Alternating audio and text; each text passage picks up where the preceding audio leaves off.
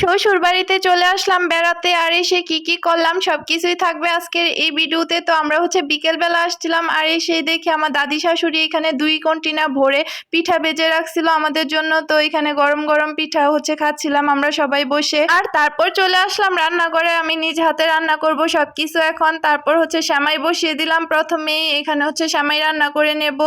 তো আমি দুধ জাল করে নিয়েছিলাম, আর গরুর মাংস নিয়ে নিয়েছিলাম। আর আমার দাদি শাশুড়ি এখানে ছোট্ট ছোট্ট দেশি আলুগুলা দিচ্ছিল বেছে বেছে গরুর মাংসের মধ্যে দেওয়ার জন্য। আর এদিকে সেমাই রান্না আমার শেষ, এখানে সেমাইটা নামিয়ে নিয়েছিলাম। আর এখন সেমাই নিয়ে আসলাম, আমরা সবাই সেমাই খাবো।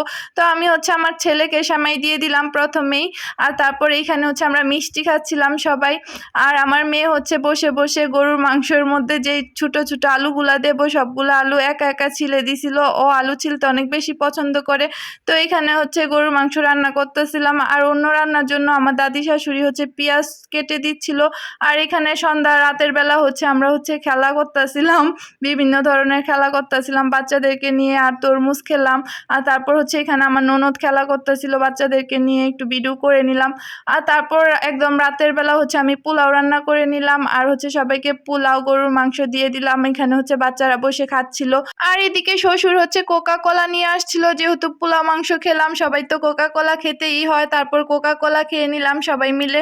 আর তারপর এখানে আমি শ্বশুর ননদ আর সবাই মিলে লুডো খেলতেছিলাম রাতের বেলা।